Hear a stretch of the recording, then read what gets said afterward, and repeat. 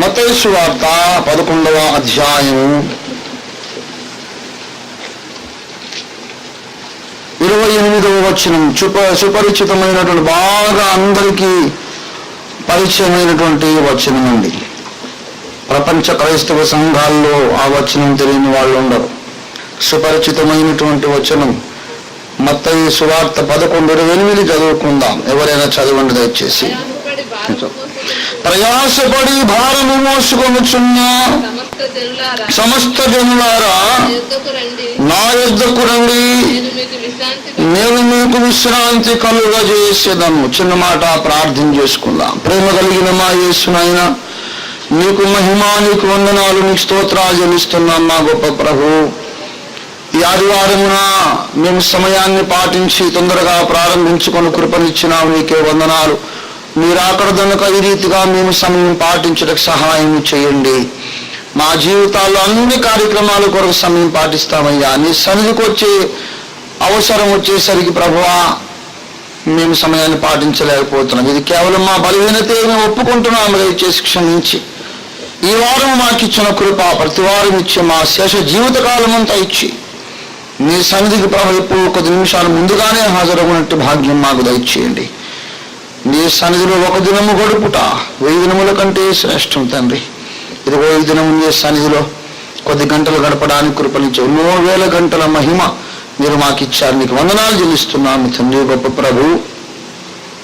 ఇదిగో కన్న తండ్రి, ఈ ఆరాధన కూటములో ప్రారంభ ఘట్టము, ఆరంభ ప్రార్థన మొదలుకొని స్తుతి ప్రార్థన మొదలుకొని నాయన అన్ని ఘట్టములలో మీరు సహాయం చేసి నడిపించినారు. ఇదిగో నువ్వు లేచి తిరిగి మా ఇళ్ళకు వెళ్ళక ముందు ఒక్కసారి నీ వాక్యం పంపించి మమ్మల్ని తృప్తిపరచమని, మమ్మల్ని బలపరచమని, మాకు తృప్తి, ఆదరణ, ధైర్యము, అభిషేకము, మా అంతరంగంలో ఒక నూతనీకరణము, రిన్యూవల్ అనుగ్రహించమని ప్రార్థన చేస్తున్నాం. గొప్ప కార్యము చేస్తున్నామున వేడుచున్నాము తండ్రి. ఆమేన్ ఆమేన్. ప్రభునందు ప్రియులారా, మన ప్రభువైన యేసు మత్తయి సువార్త 11:28 వచనములు 11వ అధ్యాయం 28వ వచనములో చెప్పిన మాటలు తెలియని క్రైస్తవుడు ఈ భూమి మీద ఉండడని నేను నమ్ముతూ ఉన్నాను. బైబిల్ ధ్యానం అనగా ఒక గనిని త్రవ్వడంతో పోల్చబడింది. గని త్రవ్వడం అంటే అర్థం ఏంటంటే ఎన్నో వేల సార్లు నడుస్తూ వెళ్ళిపోయిన భూమి అది. ఏమండి, ఎన్నో వేల సార్లు జంతువులు, మనుషులు ఆ భూమి మీద నడుస్తూ వెళ్ళిపోయారు. కానీ ఒకడెవడో కొంచెం శ్రమ తీసుకొని అక్కడ నిలబడ్డాడు, దాటి వెళ్ళిపోలేరు. ఆ స్పాట్లోకి వచ్చి నిలబడి ఒక పలుగు పార గుణపం తీసుకొని దాటి వెళ్ళిపోయే బదులు వర్టికల్గా కిందికి పోవడం మొదలుపెట్టాడు. నిలువున కిందికి వెళ్ళిపోవడం మొదలుపెట్టాడు. ఆ భూభాగము పరిచితమే కానీ లోపల ఉన్న విషయాలు పరిచయం కాలేదు. లోపలికి తొలగినప్పుడు లోపలి విషయాలు తెలుస్తాయి. బైబిల్ ధ్యానము కూడా అటువంటిదే. కొత్త బైబిల్ ఎక్కడి నుంచి తెస్తాం? పాత బైబిలే, పాత వచనాలే. కొత్త వచనాలు ఎక్కడ తెస్తాము? కానీ పాత వచనాలే కొంచెం ఓపిక చేసుకొని నిలకడగా మనం నిలబడి త్రవ్వితే క్రొత్త విషయాలు మన మనోనేత్రాలకు దేవుడు చూపిస్తాడు. పరిశుద్ధాత్మ దేవుని యొక్క ప్రత్యేక నడిపింపును బట్టి నేను వచనం చదివాను. దేవుడు మనతో ఏం మాట్లాడతాడో మనము శ్రద్ధతో, ఏకాగ్రతతో మనం విందాం. ఈ మత్తయి సువార్త 11వ అధ్యాయంలో 28వ వచనంలో ఇలాగ రాయబడింది: నేను మీకు విశ్రాంతినిత్తును. ప్రభు యొక్క వాగ్దానం. దాన్నే మనం ధ్యానం చేద్దాం ఈ దినాన. ఎన్నో ఉన్నాయి ఆ విషయాలు. బైబిల్ ధ్యానం అనేది మొదలు పెట్టడానికి ఒక్కోసారి నాకు భయం వేస్తుంది. ఎందుకంటే దానికి అంతుతోనే ఉండదు, అలా వెళ్ళిపోతూ ఉంటుంది గంటలు గంటలు. ఏముకదాముకే ఒక గని. చూడండి, అదే స్పర్జన్ గారి శైలి అయితే మనం తట్టుకోలేము. ఆయన నేను మీకు విశ్రాంతినిస్తున్నాను అంటాడా? నేను మీరు మాట్లాడతాడు 3 గంటలు. I shall give you rest అని ఆయన మాట్లాడతాడు. ఎవరైనా నేను అన్న ఆయన ఎవరు? ఆయనే ఎందుకు ఇస్తాడు, ఇంకోటి ఎందుకు, దాని మీద పోతారు 3 గంటలు. స్పర్జన్ గారి ధాటి తట్టుకోలేదు, నన్నే తట్టుకోలేదు, ఆయన తట్టుకుంటారు. ఆయన మాలాంటి ప్రసంగికులందరికీ చక్రవర్తి, ప్రసంగ చక్రవర్తి అంటారు చార్లెస్ స్పర్జన్. ఎప్పుడన్నా మీకు అవకాశం ఉంటే, అదృష్టం ఉంటే, దేవుడు ఆ బుక్స్ ఇస్తే చదవండి. పిచ్చెక్కిపోతుంది అన్నమాట స్పర్జన్ పుస్తకాలు చదవడానికి. మన మామూలు మైండ్ సరిపోదు. అయితే ఒక్కొక్క అక్షరంలోనే గని ఉంటుంది బైబిల్, అది నేను చెబుతున్న మాట. అవన్నీ మనం అలా ప్రక్కన పెడదాం. నేను మీకు విశ్రాంతిని ఇస్తున్నాను. యేసు ప్రభువు మనకిచ్చే విశ్రాంతి ఎన్ని విధాలుగా ఉంది, దాన్ని ఎలా మనం అనుభవించాలనే క్లుప్తమైన సందేశాన్ని మనం పొందుకొని ఇక్కడి నుంచి లేచి వెళ్దాం. నేను నిజంగానే కొద్దిసేపు మాట్లాడతాను. ఆయన మనకు అనుగ్రహించే మొట్టమొదటి విశ్రాంతి, 3 విధాల విశ్రాంతిని గురించి మనం మాట్లాడుకుందాం ఈ దినాన. ప్రప్రథమమైన విశ్రాంతి ఏంటంటే, చూడండి దయచేసి, ప్రయాసపడి భారము మోసుకొనుచున్న సమస్త జనులారా నా యొద్దకు రండి. ఇప్పుడు ఎవరిని పిలిచారైనా? సమస్త జనులారా అన్నాడు. అంటే అర్థం ఏంటి? Universal call. ఒక జాతికి, ఒక వర్గానికి చెందినది కాదు, సార్వత్రికమైన పిలుపు, సర్వమానవ కోటికి ఆయన ఇస్తున్న పిలుపు. ఇప్పుడు సర్వమానవ కోటి భారము మోసుకొనుచున్నారని దేవుడు తెలియజేస్తున్నాడు. సర్వమానవ కోటి ఒక భారాన్ని మోసుకుంటున్నారు. ఏం భారం అది? అందరూ మోయుచున్న భారం ఏమిటో వేరొక చోట బైబిల్ స్పష్టంగా చెప్పింది. ఏమిటా భారం అంటే, ఏ భేదమును లేదు, అందరూ పాపము చేసి ఉన్నారు. భారము మోసుకొనుచున్న సమస్త జనులారా, చూడండి, నా ప్రజలారా అంటే కథ మారిపోతుంది. సమస్త జనులారా అన్నాడు. చూడండి, మొట్టమొదట యూనివర్సల్ కాల్, అందరినీ పిలుస్తున్నాడు. ప్రయాసపడి భారము మోసుకొనుచున్న సర్వ జనులారా, సమస్త ప్రజలారా అని అన్నాడంటే అర్థం ఏంటంటే, అందరి మీద ఉన్న భారాన్ని గురించి మాట్లాడుతున్నాడు. అందరి నెత్తి మీద ఉన్న భారం ఏంటండి? యాత్రికుని ప్రయాణం అని ఒక అలిగారికల్ స్టోరీ ఒకటి రాశారు జాన్ బన్యన్ గారు. అందులో యాత్రికుని ప్రయాణం అంటే కొంతమంది విశ్వాసి ప్రయాణమేమో అని చాలా మంది అనుకుంటారు, మిస్లీడ్ అయ్యి.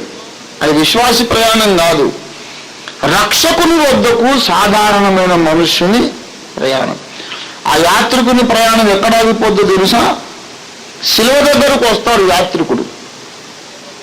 ఆ శిలువ దగ్గరికి రావడం అంతవరకు వాడి వీపు మీద అంతలా మూట ఉంటుంది, పాపం అనే మూట. శిలువ దగ్గరికి రాగానే ఆ దృశ్యం చూడగానే వీపు మీద మూట వీపు నుంచి జారి పడిపోయి అగాధంలోకి వెళ్ళిపోతుంది. అతను విడుదల పొందుతాడు.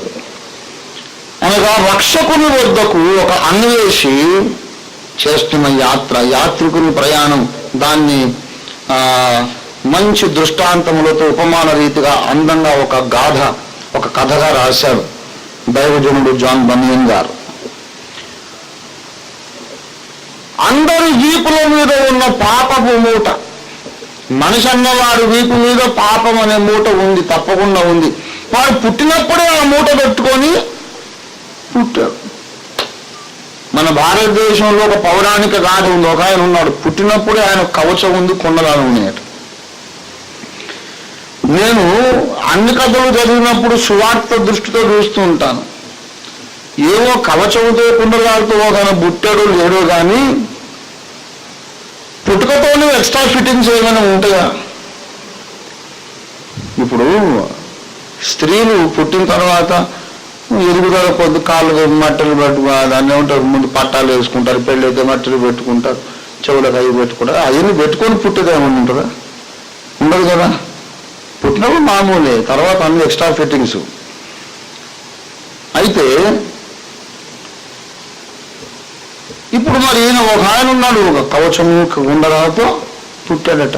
ఇట్లా పుట్టిన తర్వాత వాడు పెరిగిన తర్వాత కవచం పెట్టుకోవాలి, కానీ పుట్టుకతోనే ఎక్స్ట్రా ఫిట్టింగ్స్ ఏమైనా ఉంటాయా అని ఆలోచించా. అప్పుడు దేవుడు అన్నాడు, అదేమో కానీ నువ్వు కూడా ఒక ఎక్స్ట్రా ఫిట్టింగ్తోనే పుట్టావు. ప్రతి మానవుడు ఎక్స్ట్రా ఫిట్టింగ్తో పుట్టాడు. ఏం ఫిట్టింగ్ అది? పాపమని మూట పట్టుకొని అమ్మ కడుపులోంచి బయటకు వచ్చాం. బయటకు వచ్చిన వాడు ఎవడైనా ఈ మూట లేకుండా లేడు. పాపము అనే బరువు మోసే ఆ శ్రమ నుండి నేను మీకు విశ్రాంతిని విత్ నంబర్ 1 యేసు ప్రభువు వారు మనకిచ్చే ప్రప్రథమమైనటువంటి విశ్రాంతి ఏంటంటే పాపం అనే మూటను మోసుకు తీరడం చాలా చాలా భయంకరం అండి. పాపములో ఉన్న కొన్ని విషయాలు ఏంటో తెలుసా? మొట్టమొదటిది భయం. భయం భయం కారణం ఏంటంటే దయచేసి హెబ్రీ పత్రిక 2వ అధ్యాయం చూడండి దయచేసి. పాపం అనే మూట మన మీద ఉన్నందు చేత 14వ వచనం చూడండి.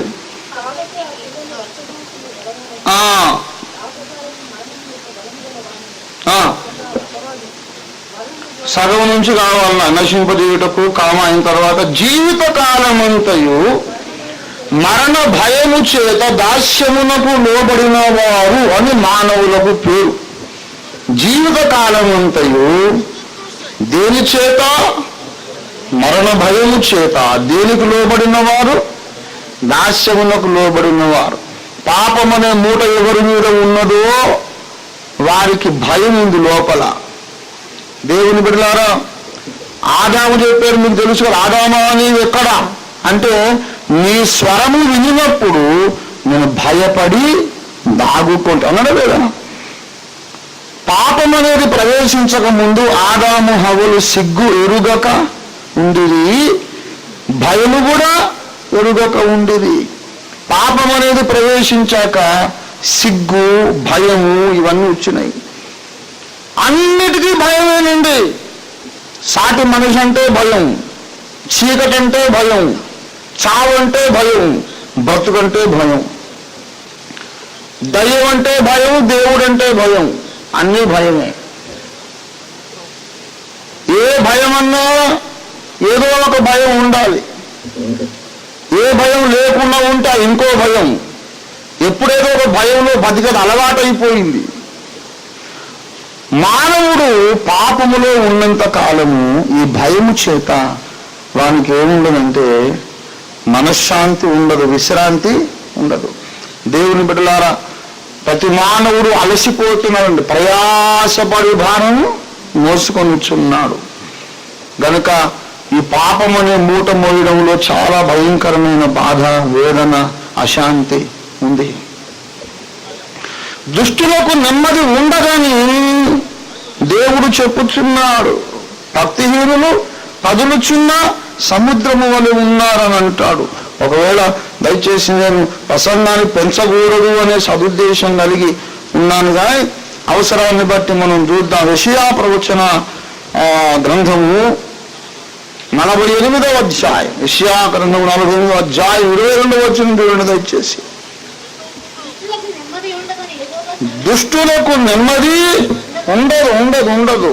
The wicked can never have rest or peace in their mind. పాపములో జన్మించి పాపములో జీవించుచున్న వారికి ఏముండదు? నెమ్మది ఉండదు. నెమ్మది ఉండదు. ఆ ప్రయాసపడి భారము మోసుకొనుచున్న వారలారా నా దగ్గరికి రండి. నా దగ్గరకు వస్తే ఏం పోతుందంటే మీ పాపం అనే మూట వెళ్ళిపోతుంది. అసలు తగ్గిపోవడం కాదు, మొత్తం ఆ మూట రాలి వెళ్ళిపోతుంది.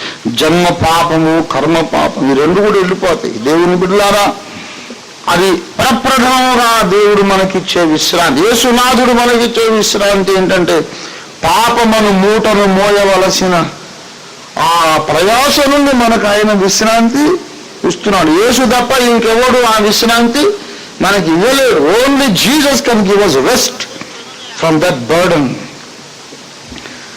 ఇంకెవరు మనకి ఇవ్వలేరు. అయితే రక్షణ పొందిన తరువాత కూడా ఆయన మనకిచ్చే విశ్రాంతి ఒకటి ఉంది. పాపం అనే మూట పోయింది, జన్మ కర్మ పాపం అనేది పోయింది. పోయిన తర్వాత కూడా ఒక్కోసారి మనం ఆత్మీయ జీవిత యాత్రలో అలసిపోతూ ఉంటాం ఏమండి? దయచేసి మీరు ఒకవేళ యెషయా ప్రవచన గ్రంథం 50వ అధ్యాయం 4వ వచనం చూడండి దయచేసి. అలసిన వాణిని మాటల చేత ఊరడించు జ్ఞానము. చాలండి నాకు కలుగునట్లు. ఈ భూమి మీద కొంతమంది ఎటువంటి వాళ్ళు ఉన్నారట? అలసిన వారు ఉన్నారు. యెషయా ప్రవచన గ్రంథం 40వ అధ్యాయం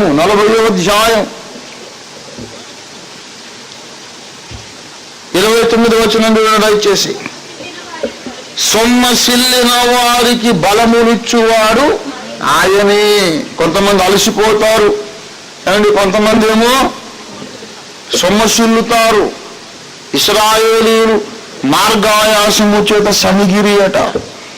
పాపం అనే భారం పోయిందండి. కొంతకాలం అయ్యాక విశ్వాస జీవితమే ఒక బరువు అయిపోతుంది మనకు. అది విశ్వాస జీవితమే ఒక బరువు అయిపోతుంది. ఎందుకు? మన రక్షణను మనం కాపాడుకోవాలి. అదొక రెస్పాన్సిబిలిటీ. శరీరంతో పాపం చేయకుండా ఈ శరీరాన్ని కాపాడుకోవాలి. ఒకవేళ సాతాను మనలోనికి పంపించే దుర్బోధలు ఒకవేళ మన లోపలికి వచ్చేస్తాయేమో, ఎప్పుడు మన మనసును మనం కాపాడుకుంటూ ఉండాలి. దేవుని మీద విసుగు సనుగు వస్తుందేమో, హృదయాన్ని ఎప్పుడు కాపాడుకోవాలి. ఇదో పెద్ద కుస్తీ. విశ్వాస జీవితం అంటే అది సామాన్యమైనది కాదు. నిరంతర పోరాటం. అంతసేపు బాగానే చట్టుకున్నాం ఒక మాట అనగా, ఏం దేవుడు ఏం చేశాడు నాకు అనేస్తాం కదా. మీరు సనగకుడి, వారు సనిగి సంహారకుని చేత నశించిరి. యాత్రలో చాలా భారం ఉందండి. సంఖ్యాకాండంలోనికి రండి ఒకసారి మీరు దయచేసి. ఏమండి? సంఖ్యాకాండము 11వ అధ్యాయం 1వ వచనం చూడండి.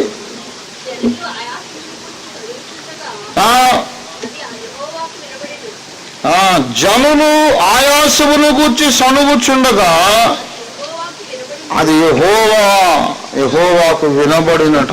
ఎంత భయంకరం చూడండి. యెహోవా దాన్ని వినినప్పుడు ఆయన కోపము. నేను మీకు ముక్కుసూటిగా ఒక ప్రశ్న వేస్తున్నాను. జీవితంలో యాత్రలో జరిగిన పోరాటములు అలసిపోయి ఆయాసములో ఎప్పుడైనా మీరు సనిగారా?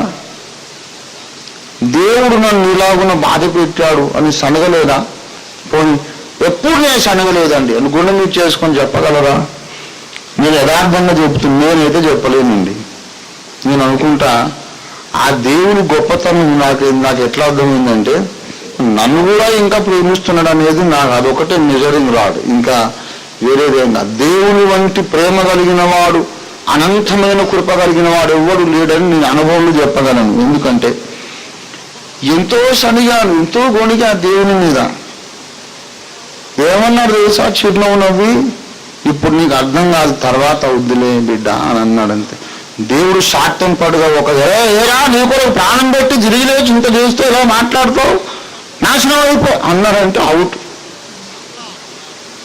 అసలు అంతసేపు ఎందుకు? కోటన్నా అట్లా చూసినా మనం బూడిదై పోతాం. దేవుని బిడ్డలారా, మనం అందరము సనిగినోళ్ళమేనని నేను అనుకుంటున్నాం. పోటీ పెడితే ఎవరు ఫస్ట్ వస్తారో తెలియదు, కానీ ముందే వెనుకను మనం అందరం కూడా సడిగాం కదా. శనగలేదా? యథార్థంగా ఒప్పుకుందాం, లేకుంటే అక్కడ పోయినాక సిగ్గుపోతుంది. నేను ఎందుకు యథార్థంగా అందరికీ చెప్పుకుంటానంటే, పరలోకానికి పోయిన తర్వాత ఎవరు నన్ను గురించి షాక్ తినొద్దు. అరే ఇట్లయిందా, నువ్వేదో మంచోని అనుకుంటు కదరా అని ఎవరు అక్కడ పోయిన తర్వాత పరేషాన్ కానీ కావద్దు. సబ్లో ఇంకో మాలూమ్ హోనే చాహియే. Everyone should know everything about me, so there will be no shock after going to heaven. Let your life be an open book. నేను చెబుతున్నా, ఎంతో సడిగా అది సహజం. సనుగు అనేది యాత్రలో సహజం. ఆయాసమును గూర్చి సనుగుచుండగా ఇశ్రాయేలును సనిగా ఎవడైనా సనుగుతాడండి. కానీ కొత్త నిబంధన మనకి ఏం చెబుతోంది? సనగకుడి. సనిగారు చాలా డేంజర్, జాగ్రత్త. వారు సంహారకుని చేత నశించింది. సనగకండి. అరే సనకుండా ఎట్లుంటామండి? దేవుడు చేసే వ్యవహారం ఏమన్నా సరిగుందా? అడుగుడు మీకు ఇవ్వబడును అంటాడు, అడిగితే ఇయ్యడు. ఏ మేలు చేయక మానంటాడు, అసలు ఏ మేలు చేయడు. సనకుండా ఎట్లా ఉంటామండి? సనగడం కనీసం ఇంత మాత్రమన్నా స్వేచ్ఛ లేదా సార్? యేసుని వదిలిపెట్టిపోయి ఇంకో దేవుడినే మొక్కం, ఆయనదే దేవుడు అంటాం. అప్పుడు కొంచెం కొనుక్కొని రాదు, అదన్నా ఒక రిలీఫ్, అదొక విధమైనటువంటి ఆదరణ కదా. సడవద్దంటే ఎట్లా సార్? చేసే వ్యవహారం అంతా ఇట్టుంటుంది, మనం సడవద్దంటాడు. హౌ ఇస్ ఇట్ పాసిబుల్ అయితే అని మనం అనుకుంటాం. కొంచెం సేపు సడిగితే మనసుకు ఒక విధమైన నెమ్మది, అమ్మయ్య.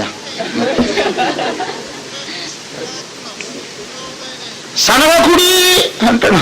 ఎట్లా సనగకుడి ఉండాలండి? ఆయాసమును గూర్చి జనులు సనగిరి. సనగకుండా ఉండాలంటే దేవుని బిడ్డలారా, సనుగు అనే పాపము నీలో ఉండకుండా ఎల్లప్పుడూ స్తుతితో నీ హృదయం నింపబడాలంటే ఒక చిట్కా చెబుతున్నా. యేసు ప్రభువు వారిచ్చే విశ్రాంతి నీవు అనుభవించాలి. అదేంటో తెలుసా? ముందే ఏమన్నాను? మోత బరువు నుండి విశ్రాంతి, విడుదల. ఇప్పుడు యాత్రలో విశ్రాంతి. నిర్గమాకాండములో ఈ విషయం తేటగా మోషే భక్తునికి ఆయన వాగ్దానం చేశాడు. నిర్గమాకాండం 33వ అధ్యాయము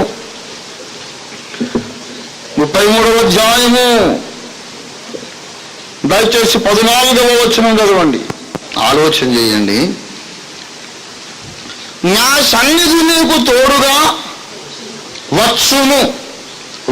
నీకు తోడుగా వచ్చును అంటే అర్థం ఏంటి? ఆయన ఏం చేస్తున్నాడు? కదలకుండా సతికిలబడి అక్కడ కూర్చున్నాడా? నేను నా ఇంటి ముందు కుర్చీలో కూర్చుని అనుకోండి, మీరు ఎవరన్నా నా దగ్గరకు వచ్చానా, నేను కూడా నీతో వస్తా అంటే వచ్చేది అసలు. నేను ఇక్కడ పోతుంటే కదా నువ్వు వచ్చేది. ఎటన్నా పోతుంటే నేను కూడా తోడు వస్తా అనాలి. నేను అక్కడే కూర్చొని ఉంటే నేను నీతో పాటు కూర్చుందును అనాలి, కానీ నీ తోడుగా వచ్చును కాదు. నా సన్నిధి నీకు తోడుగా వచ్చును అంటే అర్థం ఏంటి? ఆ మోషే ఏం చేస్తున్నాడు? నడక సాగిస్తూ ఉన్నాడు. మోషే నడుస్తున్నాడు కాబట్టి దేవుడు ఏమన్నాడు? నేను కూడా నీ వెంట నడుస్తాను అన్నాడు. అంటే అర్థం ఏంటి? నడుస్తూ విశ్రాంతి అనుభవించడం. ఇప్పుడు విశ్రాంతి పొందాలంటే ఏం చేయాలండి? పడుకొని మంచిగా దుప్పటి కప్పుకోవాలా? నేను బస్ స్టాండ్లో గుండ్రగా తిరుగుతా ఉన్నాను అనుకుంటా, బస్ స్టాండ్ చుట్టూ గబగబా తిరుగుతున్నాను అనుకుంటా, నడుస్తున్నాను. ఏం చేస్తున్నానండి పాస్టర్ అంటే కొంచెం రెస్ట్ తీసుకుంటున్నాను ఆయన అన్నాను. మెంటలు వచ్చింది ఏంటండి? నడుస్తున్నాడు మళ్ళీ రెస్ట్ అంటాడు. ఏం రెస్ట్ అంటే ఇది కాదు. మంచిగా మంచం ఎక్కేసి దుప్పటి కప్పుకొని హాయిగా వెచ్చగా పడుకుంటే అది విశ్రాంతి. బాగా చలి పెట్టాడు, కూలర్ పెట్టుకోవాలి, వెచ్చగా ఉరంలోకి కప్పుకోవాలి, అది మజా. అంతేగాని నడుస్తూ ఉన్నాడు ఇదే విశ్రాంతి. నడుస్తూ గుర్రం నిద్రపోద్దాక మీకు తెలుసా? చాలా మంది తెలియదు. గుర్రం నడుస్తూ నిద్రపోద్దంట. ఎట్లా తెలుసా? దాని బ్రెయిన్ 2 సెక్షన్స్ చేస్తుంది. అది సైంటిస్ట్ చెప్పే మాట. హాఫ్ బ్రెయిన్తో పరిగెడుతుంటుంది, ఇంకో బ్రెయిన్ నిద్రపోతుంది. కొంతసేపు అయినా ఇది మేలుకొని అది నిద్రపోతుంది. ఒక 10 మైళ్ళు పోయినాక ఎప్పుడు నిద్రపోయి లేచినట్టు ఉంటుంది. మనం నడుస్తూ నిద్రపోవడం నేర్చుకోవాలి. ఎట్లా? అట్లట్టు వస్తాయి సార్, ప్రార్థనలో నిద్రపోగలం కానీ నడుస్తూ ఎట్లా నిద్రపోగలం కదా? ప్రార్థనలో ఇట్స్ వెరీ ఈజీ, కానీ నిద్రలో నడిచేది అదొక రోగం కదా. నిద్రలో నడిచే రోగం ఒకటి ఉండదు. కొంతమంది మధ్యరాత్రి నిద్రపోయిన సీరియస్గా బయటకు వెళ్ళిపోయి తిరిగి ఎక్కడిక్కడ ఏదో చేసి వస్తుంటారు. అటువంటి రోగం గురించి కాదు నేను చెప్పేది. ఆత్మీయ యాత్ర అనగా అది భౌతిక శరీరంతో నడిచేది కాదు. అంటే ఆత్మ సంబంధమైన యాక్టివిటీస్ అన్ని చేస్తూనే పోరాటం చేస్తూనే మన పరిశుద్ధత కొరకు, సువార్త కొరకు, దేవుని కొరకు యుద్ధాలు చేస్తూనే యుద్ధ రంగంలోనే ఇప్పుడే నిద్రపోయి లేసినంత ఫ్రెష్గా మనం ఉండేటట్లు దేవుడు మనకు సహాయం చేస్తాడు. అది దేవుడు అనుగ్రహించే ఒక వరం. కొంతమంది నన్ను అడుగుతారు, ఇన్ని ప్రయాణాలు ఎట్లా చేస్తామని, నువ్వు అలసిపోవా అంటే నేనంటే వెరీ సింపుల్, నేను ఇంట్లో ఉంటేనే అలసిపోతా. అసలు ఇంట్లో ఉంటేనే అలసిపోతా. ప్రయాణంలోనే నాకు విశ్రాంతి ఉంది, ప్రయాణంలోనే నాకు రెస్ట్ ఉంది, ప్రయాణంలోనే నాకు ఉత్తేజం దొరుకుద్ది. అది ఎట్లా అంటే అది దేవుడిచ్చే ఒక వరం. దేవునికి స్తోత్రం కలుగును గాక. దేవుడిచ్చే ఒక వరం అది. నేను మీకు విశ్రాంతి మిత్రుడు మోషే, నేను కూడా నడిచి వస్తాను, నేను మీకు విశ్రాంతి ఇస్తా. నువ్వు నడుస్తావు కానీ అలసిపోవు, పోరాటం చేస్తావు కానీ అలసిపోవు. ఎందుకో తెలుసా? ఈ ఆత్మీయ జీవిత ప్రయాస నువ్వు కాదు అసలు పిచ్చోడా, నాకు అప్పగించమని చెబుతున్నాడు. దేవుని స్తోత్రం కలిగింది కాక. నీవు పోరాటం చేయొద్దు, నాకు అప్పగించేసేయి. 1 కొరింథీ పత్రిక 15వ అధ్యాయం దయచేసి చూడండి. 15:10 మీరు చూడండి. ఆయనను నాకు అనుగ్రహింపబడిన దేవుని కృప నిష్ఫలము కాలేదు కానీ వారందరికంటే నేను ఎక్కువగా ప్రయాసపడినది నేను కాదు, నాకు తోడై ఉన్న దేవుని కృపయే. దేవునికి స్తుతి కలుగును గాక. హల్లెలూయా, హల్లెలూయా. అరే పోరాటం చేస్తూ ఎట్లా అలసిపోకుండా ఉంటామండి అంటే, నేను అట్లా పోరాటం చేసినట్టు కనబడుతుంది కానీ అసలు నిజమునకు పోరాడిన వాడు ఆయనే. దేవుడు పోరాడితేనే అలసిపోవడానికి అసలు అంటే ప్రతి సమస్యను ఎప్పటికప్పుడు దేవునికి అప్పగిస్తూ ఉండటం. ఎవడైనా ఏమన్నా అన్నాడు అనుకోండి, అది నువ్వు మనసు మీదకి తీసుకోవద్దు. మోకరించి యేసయ్య వాడు ఇట్లా అన్నాడు, వాడి సంగతి నువ్వే చూసుకో అని ఆయనకు అప్పగిస్తూ ఉండాలి. దేవునికి స్తోత్రం కలిగింది కాక. ఏమైనా అప్పులు ఉంది అనుకోండి, ప్రార్థన చేయడం, యేసయ్య నా 50,000 అప్పు ఉంది, ఇది నువ్వే చూసుకో అనేసేయడం. దేవునికి స్తోత్రం కలిగింది కాక. హల్లెలూయా, హల్లెలూయా. కడుపు నొప్పి వచ్చింది అనుకోండి, ప్రార్థన చేయడం, యేసయ్య ఈ శరీరం నాది కాదు, నీ సొత్తు, విలువ పెట్టుకున్నావు, దీని సంగతి ఏదో కొంచెం సంథింగ్ వింటరా, ఈ సంగతి నువ్వే చూసుకో అనేసాడు. ఎప్పటికప్పుడు టెన్షన్స్ ఆయనకు అప్పగిస్తూ ఉండండి. మీరు 100 ఏళ్ళు బతికిన తర్వాత 16 ఏళ్ళ కుర్రోళ్ళగా ఉంటారు. దేవుని స్తోత్రం. హల్లెలూయా. ఆ భారాలన్నీ మనం ఎత్తుకుంటే మనం ఎక్కడ మోస్తాం? మన చేతనవుద్దా? చేత కాదు. మన అలసటకు కారణం ఏంటంటే మన భారము ప్రభువు మీద మోపకపోవడమే. మన భారం ఆయన మీద మోపితే మనకు అలసట అనేది ఉండదు. నాకు సరదా, నేను ఎంత పోరాటం చేశాను మీలో కొద్దిమందికి తెలుసు, చాలా మందికి తెలియదు. ఏదో ఓఫిరన్న అంటారు కానీ అసలు నా సంగతి తెలియదు వాళ్ళకు. ఓఫిరన్న చాలా నాకు తెలుసు, బాగా తెలుసు. 20 ఏళ్ళు బట్టి తెలుసు. కూరలో ఉప్పు తక్కువ అని చెబుతున్నాడు ఒక ఆయన. అరే పిచ్చి మొహమా, మామూలు అనుకున్న డబల్ ఉప్పు తింటాను నేను. 20 ఏళ్ళు బట్టి ఓఫిరన్న తెలుసు, వాళ్ళు కూరలో ఎంత ఉప్పు తింటాడో తెలియదు. అనవసరంగా దూరి పాడు చేస్తున్నాడు. ఆమె మంచిగా కూర ఉండదు కానీ అరే ఎందుకంటే తెలియదు వచ్చినాయి తక్కువ ఉప్పు వేయండి. మీ క్యాలిక్యులేషన్స్ మండిపోను, నోరు మూసుకొని అదే సరిగ్గా కూర ఉంటుందని జరగొడతావు అని నేను విసుక్కుంటున్నాను. ఏమండి, చాలా మందికి తెలియదు నేను ఎంత పోరాడాను. నా దగ్గర ఉన్న కొద్ది మందికి మాత్రమే తెలుసు. నన్ను బాగా క్లోజ్ అబ్జర్వ్ చేసిన వాళ్ళకి తెలుసు. భయంకరమైన పోరాటం అంత చేసిన తర్వాత ఇప్పుడు నేను చెప్తున్నా చూడండి, ఇటువంటివే ఇంకో 1000 పోరాడాలని నాకు సరదాగా ఉందండి. సరదాగా ఉంది. ఎందుకంటే జీవిక మజా అవయా. ఈ పోరాటం చేస్తే ఎంత మజా వచ్చిందంటే మళ్ళా ఇట్లా కొంతమంది సైతాన్ని దొరికితే బాగుండు, ముక్కు పచ్చడి చేస్తుంటుంది అని ఉంది. ఎందుకు తెలుసా? అలసిపోలేదు నేను. I'm not tired.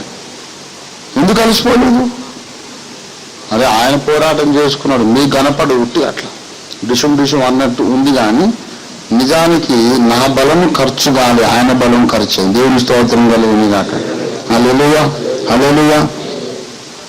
మీకు ఒక రహస్యం చెబుతున్నా, నీ పోరాటములు నీవు అలసిపోకుండా ఉండాలంటే ఈ చెయ్యిని గుర్తుపెట్టుకోండి.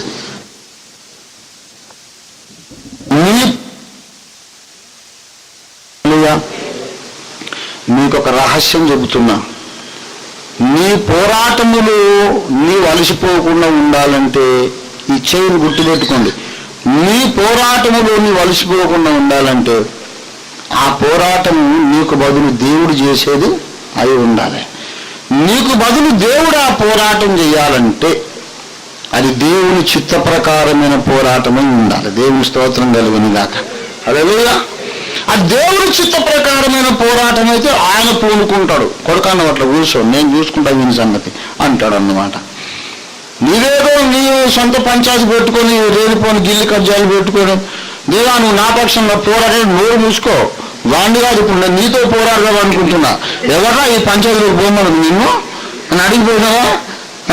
నువ్వు చేసిన బుద్ధి లేని పని మళ్ళీ నేను దిగుతున్నా నీకోసం. నోరు మూసుకో, ఇంట్లో కూర్చో అంటాడు ఆయన.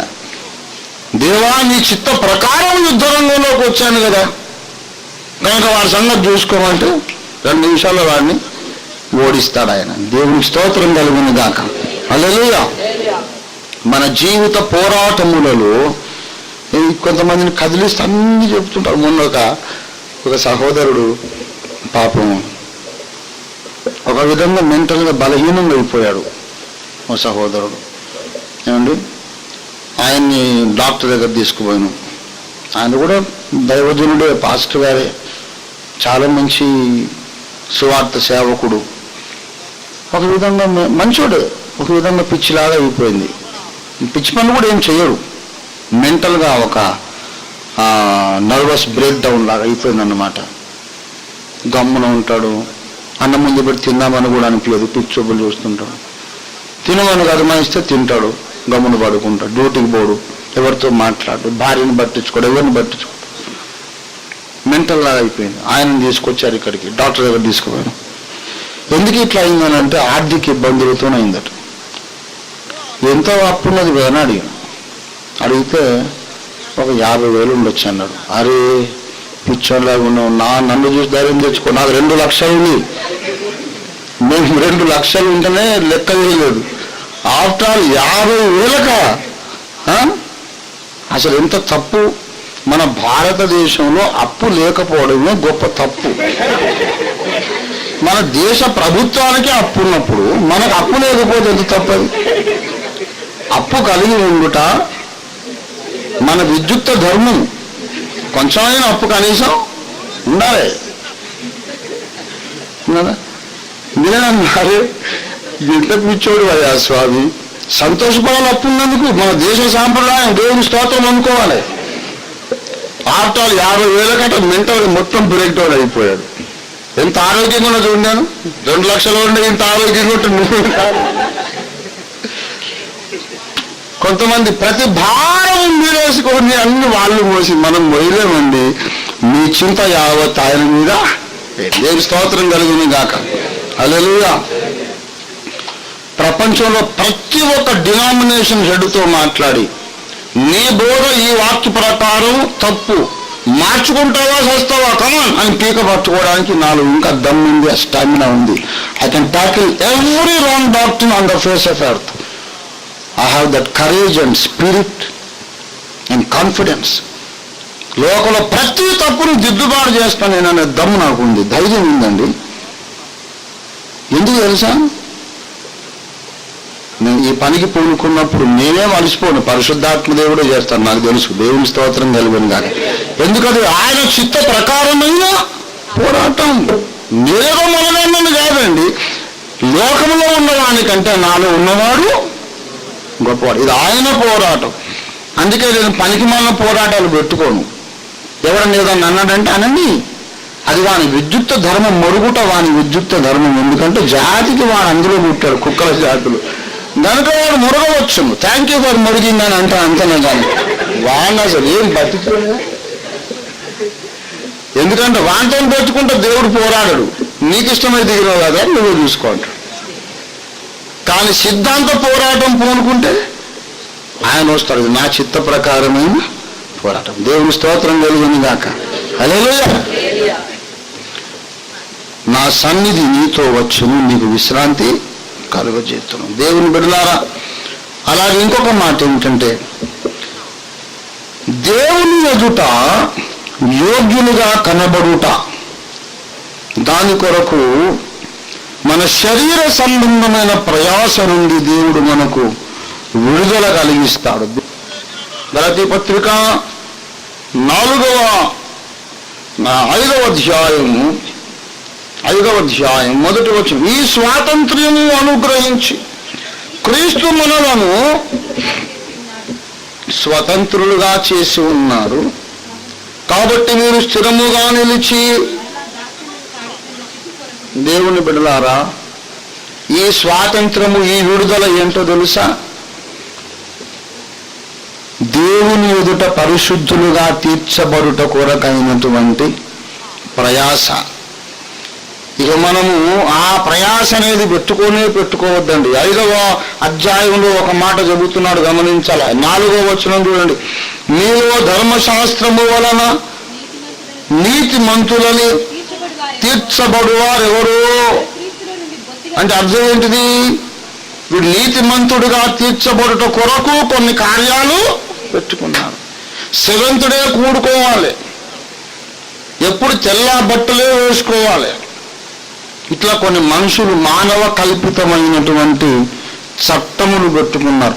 మనుషులు కల్పించిన పద్ధతులు, దైవోపదేశములను బోధించుచు, ఏమండి, సెల్ఫ్ ఇంపోజ్డ్ డిసిప్లిన్ అన్నమాట. నువ్వు దైవజనుడివేమో, నీవు గడ్డం పెంచుకోవచ్చునా అంటున్నాడు ఒక ఆయన. వానికి ఒక డాక్టర్ ఉంది, దైవజనుడికి ఎప్పుడు క్లీన్ షేవ్ ఉండాలని. అరే మా ఇష్టం రా భయ్, మేము క్లీన్ షేవ్ చేసుకుంటాం, గడ్డం పెంచుకుంటాం. దేవుడు అటువంటివి మనకు చెప్పలే. తెల్ల బట్టలు వేసుకొని ఎంత పిచ్చోడంటే, ఏమయ్యా పింక్ షర్ట్ వేసుకున్నావు, నల్ల ప్యాంట్ వేసుకున్నావు, దైవజనుడు తెల్ల బట్టలు వేసుకోవాలి తెలుసా అని అన్నా. నేనన్నా, ప్రధాన యాజకునికి దేవుడు ఏం బట్టలు ఇచ్చాడండి? నీల ధూమ్ర రక్తవర్ణములు కలిగిన అల్లిక పరిదో. అంటే అహరోను పరిశుద్ధుడు కాడనే, పరిశుద్ధుడు కానోడే అతి పరిశుద్ధ స్థలంలోకి రావాలనే. ఎక్కడ పిచ్చి బోధ తెచ్చుకున్నావు? అవన్నీ దేవుడు పెట్టలే. పైన ఏం వేసుకున్నావు అనేది ముఖ్యం కాదు, లోపల తెల్ల బట్టలు ఉండాలి. దేవుని స్తోత్రం కలిగిన గాక. ఏమండి, లోపల పరిశుద్ధంగా ఉండాలి. పైకి తెల్ల బట్టలే వేసుకోవచ్చు, అప్పుడు లోపల ఎప్పుడు నల్లటి పాపాలు చేస్తుండొచ్చు. దేవుని బిడ్డలారా, క్రైస్తవులమైన మనం ఒక తీర్మానం చేద్దాం. రేపు న్యాయపీఠం ముందుకు పోయినప్పుడు అక్కడ మన నీతి ఎవరండి? క్రీస్తే మన నీతి. దేవుని స్తోత్రం కలిగిన గాక. కనుక టెన్షన్ వదిలిపెట్టేసేయండిగా. రేపు మీరు యేసును ధరించుకున్న మీరందరూ ప్రభు ఎదుట నీతిమంతులుగా ప్రకటించబడతారని నమ్మండి అంతే. దేవుని స్తోత్రం కలిగిన గాక. హల్లెలూయా, హల్లెలూయా. ఒక రహస్యం చెబుతున్నాను, లోకడ చెప్పాను, మళ్ళీ చెబుతున్నా. ఏమండి, క్రీస్తును ధరించుకున్నాను కనుక నేను నీతిమంతుని అవుతానని అంత ధీమా ఉంటే శోధన ఎక్కువ కాదా? మళ్ళా పాపం చేద్దామని ధైర్యం రాదా అని మీరు అడగవచ్చు. ఒక సీక్రెట్ చెబుతున్నా, నా క్రియలను బట్టి కాదు, యేసును బట్టి నేను నీతిమంతుణ్ణి, ఆయనే నా నీతి అనే నమ్మకం రోడిగా కలిగిన తర్వాత పాపం చేద్దామనే శోధన కూడా తక్కువైపోతుంది. రాదా శోధన? నేనేదో స్వంత కృషి చేత, నా సొంత ప్రయత్నం చేత నేను పవిత్రంగా ఉండాలి అని పోరాడినంతసేపు నీకు శోధనే ఉంటుంది. నా వల్ల నాకేం చేతనవుతుంది ఆయన? నువ్వు వచ్చి నా లోపల బ్రతుకు, అప్పుడు పరిశుద్ధత చేతనవుతుంది. నా వల్ల కాదు, యేసయ్యా నీ వచ్చి నాలో జీవించు అని భారం అప్పగించిన తర్వాత నీ పాపం చేయబుద్ధి కాదు, పాపం చేద్దామని ఆశ ఉండదు, ఇంట్రెస్ట్ ఉండదు. ఎవరిని పట్టుకొచ్చి మంచిగా పళ్ళెంలో పెట్టి అందించినా సరే ఐఎమ్ నాట్ ఇంట్రెస్టెడ్ అనుకుంటావు. శోధన తగ్గిపోవాలంటే ఒకటే మార్గం ఏంటంటే, నా క్రియల వలన గాక ఆయన కృపను బట్టి నేను నీతి నీతిమంతుడు అనుకో, శోధన తక్కువైపోద్ది. అనుభవించిన సంగతి చెబుతున్నా. దేవుని స్తోత్రం కలుగును గాక. అదే మాట వాచ్మెన్ గారు చెప్పారు, ఇంకెందరో మహానుభావులు చెప్పారు. అది నా అనుభవం కూడా దేవుడు నాకు ఇచ్చాడు. అది దేవుని స్తోత్రం కలుగును గాక. ఇదంతా పని లేదు నాకు, అసలు నాకు శిక్షణే నా బాధ్యత కాదు. దేవుని న్యాయపీఠం ముందు నీతిమంతుడుగా తీర్చబడాలంటే క్రీస్తుని బట్టి మాత్రమే, నా క్రియలు బట్టి కాదు అని రూఢిగా నన్ను చూడండి. శోధనే ఉండదు. ఇక మీకు పాపం చేద్దామని ఐడియా రాదు. దేవుని బిడ్డలారా, క్రియల వలన మనం నీతిమంతులుగా తీర్చబడగోరితే ఏమైపోతాం చెప్పండి? క్రీస్తులో నుండి జన్మ పాపము కర్మ పాపము అనే మూట నుండి యేసు మనకు విశ్రాంతి ఇస్తాడు. జీవిత పోరాటములలో ఆయన మనకు విశ్రాంతి ఇస్తాడు. న్యాయపీఠం ముందు ఎలా నిలబడాలి అనే టెన్షన్ నుంచి కూడా ప్రభువు మనకు విశ్రాంతి ఇస్తాడు. మీరేమి ఆ విషయంలో అనుమానపడొద్దు. దయచేసి 2వ దశలోనిక పత్రిక అనుకుంటున్నా, నా జ్ఞాపకం సరైతే ప్రభు జ్ఞాపకం చేశారు. 1వ అధ్యాయం చూడండి దయచేసి. 1వ అధ్యాయం 6-8 చూడండి దయచేసి. ప్రభు అయిన యేసు తన ప్రభావమును కనబరుచు దూతలతో కూడా పరలోకములో నుండి అగ్నిజ్వాల్లో ప్రత్యక్షమై దేవుని ఎరుగని వారికి, మన ప్రభు అయిన యేసు సువార్తకు లోబడని వారికి ప్రతిదండన చేయునప్పుడు 2 చేస్తాడు. మిమ్మల్ని శ్రమపరుచు వారికి శ్రమయు, శ్రమ పొందుచున్న మీకు విశ్రాంతి అనుగ్రహించుట దేవునికి ఇది ఆఖరి విశ్రాంతి. ఏమంటే 4వ సంగతి చెప్పా. యేసు 2వసారి పరలోకము నుండి బయలుపరచబడినప్పుడు మనల్ని శ్రమ పెట్టిన వారికి శ్రమయు, మనకేమో మాతో పాటు విశ్రాంతి. అంటే పౌలుతో పాటు, పేతురుతో పాటు మనకు విశ్రాంతి. ఏమండి అదేం విశ్రాంతి తెలుసా? అది నిత్య విశ్రాంతి. దేవుని స్తోత్రం కలుగును గాక. హల్లెలూయా, హల్లెలూయా. ఆ వాగ్దానమే మనకి ఇంకా ఉంది. హెబ్రీ 4:1 చెప్పాడు, మనము ఆయన విశ్రాంతిలో ప్రవేశించుదమన్న వాగ్దానము ఇంకా నిలిచి ఉండగా అని అన్నాడు. దేవుని ప్రజలకు విశ్రాంతి నిలిచి ఉన్నది. That's eternal rest. అక్కడికి పోయిన తర్వాత మళ్ళీ ఎప్పటికీ మనం అప్పు చేయం, ఎప్పటికీ జబ్బు రాదు, ఎప్పటికీ మనం ఎవడు నిందించడు, తర్వాత మనకు మార్గాయాసం ఉండదు, ఆకలి బాధ ఉండదు, ఏది ఉండదు. సమాజంతో పోరాటం ఉండదు, సాతానుతో పోరాటం ఉండదు, అసలు సాతానే ఉండడు. అది నిత్య విశ్రాంతి, అది నిత్య మహిమ. దేవునికి స్తోత్రం కలుగును గాక. కనుక దేవుని బిడ్డలారా, నేను మీకు విశ్రాంతినిత్తును అన్నటువంటి మాటలో ఈ 3 లేక 4 రకాల విశ్రాంతి ఉంది. మొట్టమొదట పాప భారము నుండి విశ్రాంతినిస్తాడు. జీవిత మార్గ ఆయాసములో ఆయన విశ్రాంతి ఇస్తాడు. తర్వాత ఏమండి న్యాయపీఠం ముందు నిలబడే ధైర్యము ఆయన ఇస్తాడు. టెన్షన్ లేదు ఇంకా ఆయన కృపను బట్టి. అందుకే ఓ భక్తుడు ఆ స్టేజ్కి వచ్చిన తర్వాత రాశాడు, అంచెదినమందు దూత బూర నూదుచుండగా నిత్యవాసరంబు తెల్లవారగా అక్కడ నేను కూడా చేరి ఉండు, నేను ఉంటాను అక్కడ. ఇంకో భక్తుడు రాశాడు, అబ్రహాము దావీదు మొదలైనట్టి వరభక్తాగ్రేసరులు మా చుట్టాలు, యెహోవా మా తండ్రి గాడా, యేసుడు మా అన్నగాడా, మోక్షనగరి మా పుట్టిల్లు. వాళ్ళకు 100% కాన్ఫిడెన్స్ వచ్చిందండి. నేను మరణిస్తే పరలోక రాజ్యంలో ఉంటా, అనుమానం లేనే లేదు. అరే ఎట్లా ఉంటాం, అంత పెద్ద మంచోడు, 100% నమ్మదగినోడు, అందుకు అక్కడ ఉంటానంతే అంటాడన్నమాట. His confidence is in Christ, not in himself. నేను ఆ విషయం మీకు ఇంతకుముందే చూపించాను, మరొకసారి చూడండి. 1 పేతురు పత్రిక 1వ అధ్యాయం 13వ వచనం చూడండి.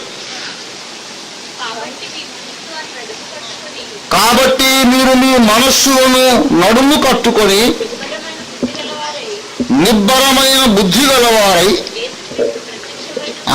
అందరూ చెప్పండి మాట, యేసుక్రీస్తు ప్రత్యక్షమైనప్పుడు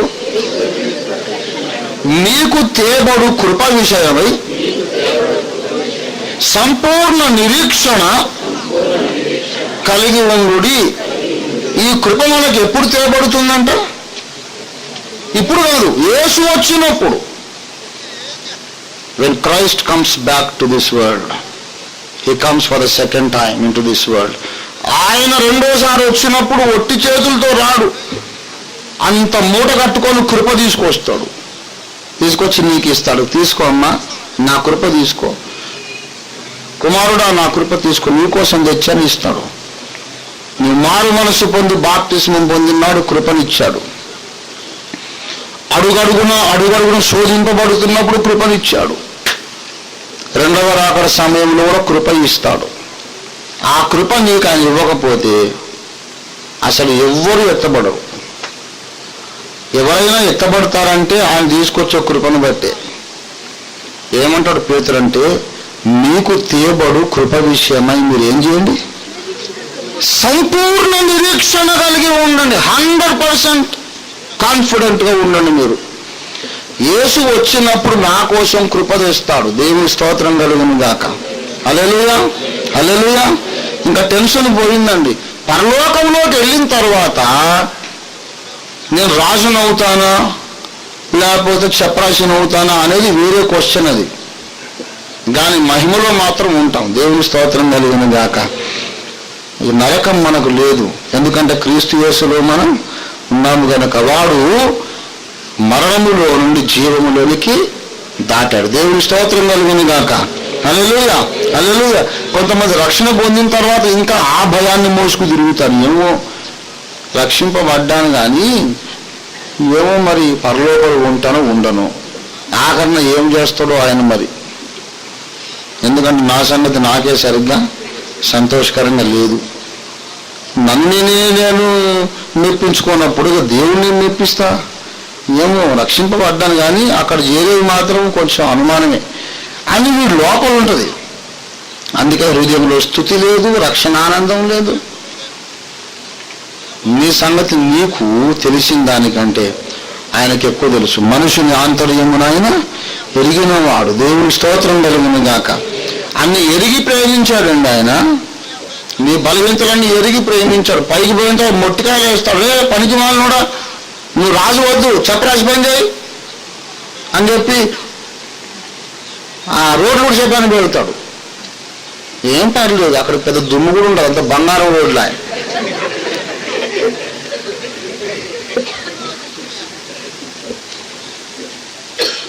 లేకుంటే ఏదైనా రాజులాగా ఉన్నాడు వాడు, పౌలు గారి కాలు బీసుకు అని పెడితే మంచిగానే బీసుకో, ఏముంది, మెత్తగా ఉంటుంది మహిమ శరీరం.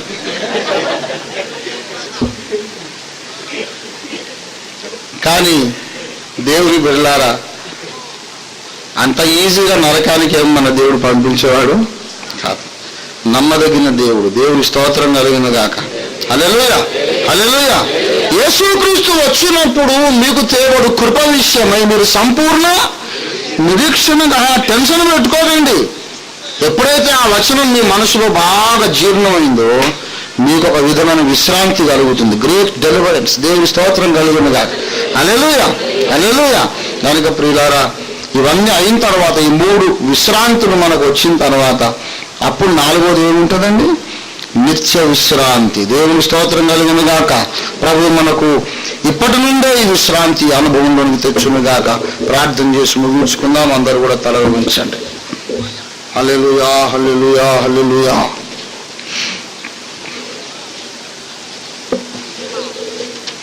వందనాలు, వందనాలు, వందనాలు, వందనాలు, వందనాలు తండ్రి. ప్రార్థన చేసుకుందాం. నీ జీవితంలో విశ్రాంతి ఉన్నదా? అలసట ఉన్నదా?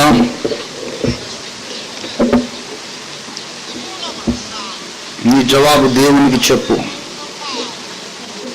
Are you tired in your life? భర్తతో పోరాటం, భార్యతో పోరాటం,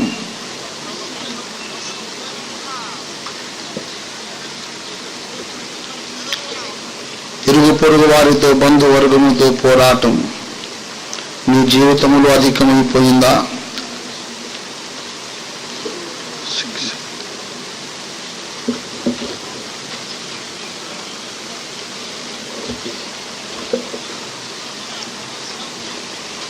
నా వద్దకు రండి, నేను మీకు విశ్రాంతినిస్తానంటున్నాడు.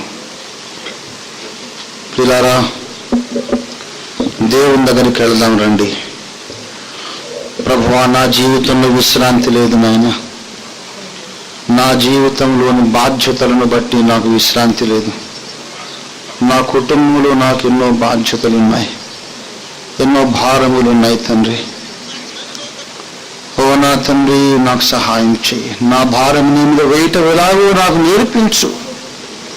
Teach me, O Lord, to cast all my burden upon your good self. Dear Lord, help me to cast all my burdens upon you. Give me rest in my heart, O Lord. ప్రభువా, నాకు విశ్రాంతి నిమ్ము నాయన, విశ్రాంతి నిమ్ము, నాకు విశ్రాంతి నిమ్ము. అలసిపోయినట్టుగా నేను ఉన్నాను తండ్రి. ఒక కొత్త బలాన్ని నాకు అనుగ్రహించు, ఒక కొత్త జీవాన్ని నాకు అనుగ్రహించు, ఒక న్యూ లీజ్ ఆఫ్ లైఫ్ నాకు అనుగ్రహించు. గొప్ప ప్రభువా, నన్ను బలపరుచు నాయన. మోషే నడుస్తూనే విశ్రాంతి పొందాడు. నేను కూడా ప్రభువా, లేడి వలె పరుగులు తీస్తూ విశ్రాంతి పొందటం నాకు నేర్పించు. ప్రభువా, నాకు సహాయం చేయని ప్రార్థన చేయండి. ప్రేమ కలిగిన మా మహాపరిశుద్ధ పరమ తండ్రి, మరలా ఒక పునరుద్ధాన దినము నీ సందేశాన్ని మాకు అందించినందుకై నీకే వందనాలు చెల్లిస్తున్నాము తండ్రి. అలసిపోయిన మా ప్రాణములను ఊరడించిన నీ మాటల కొరకు నీకే వందనాలయ్యా. మా భారమంతా నీపై వేయటం ఎలాగో మాకు నేర్పించండి, మాకు సహాయపడండి, సహాయం చేయండి నాయన. ఇక్కడ లేచి మా ఇళ్ళకు వెళ్ళుచుండగా మీరు మా వెంటరండి. వచ్చే ఆదివారం మరలా నీ సన్నిధిలో సకాలానికి సమకూర్చి మమ్మల్ని దీవించగలందుకు యేసు పరిశుద్ధ నామమున మీకు వినయంతో వేడి ప్రార్థిస్తున్నాము తండ్రి.